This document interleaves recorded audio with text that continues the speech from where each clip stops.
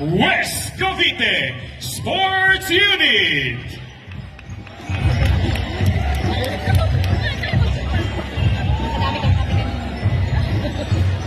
Bata pa sila. Dream na.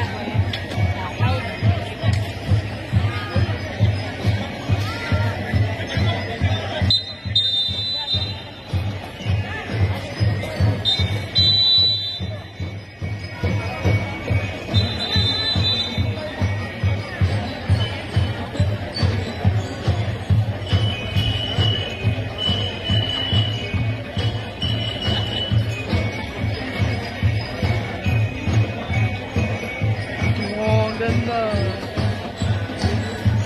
Kahit tight di pa yung damit nila.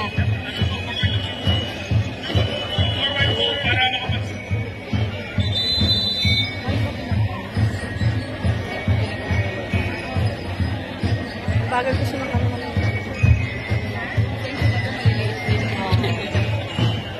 Maliliit kasi yung pills nila.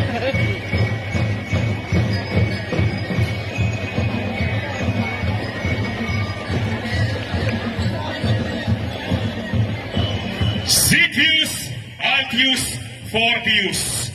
Faster, higher, stronger. Lunduyan ng kasaysayan at tunay na palaban sa anumang laban. Nagkakaisang West Cavite Sports Unit.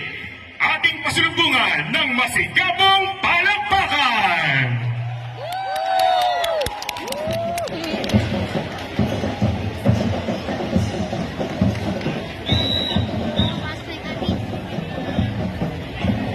Ang ganda tingnan sa may side nila Kasama sila. nandiyan si Mommy. Kaya nga eh. Sige na si ma'am. Kita ka ma'am sa video ko ma'am.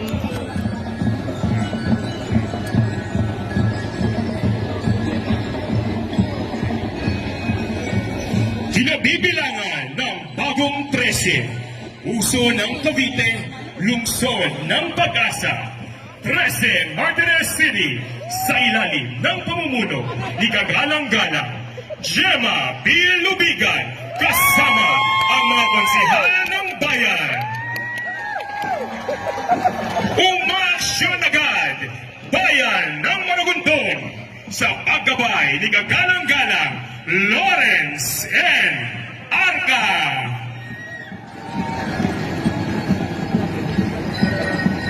Unlad bayan ng Naik sa ilalim ng liderato ni Kagalang-Galang Ruperto C. Duala. Lead, develop, build a strong Ternate sa pamumuno ni Kagalang-Galang Lamberto D. Bambao. Sama-samang sumasaludo sa mga atleta at mga tagapagsanay na ibabandera ang galing at husay ng mga mag-aaral mula sa kanlurang bahagi ng ating mahal na lalawigan. Ang kanilang husay at galing ay sa ilalim ng paggabay ng mahuhusay ng mga tagamasid ng puro at mga punong guro mula sa antas, elementarya at sekundarya. Sa hamon ng Cavite Patriots 2024, iwawagayway ang kanilang husay. West Cavite Sports Unit, aarangkada na, Sulong 13, Martinez City, Maragondon, Naik at Ternate. Faster, higher, stronger, West Cavite Sports Unit.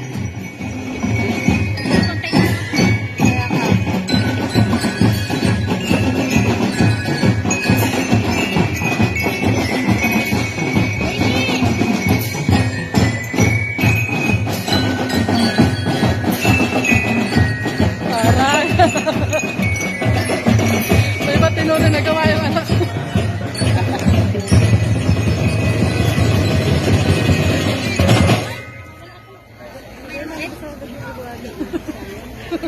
Parang lumitin ka.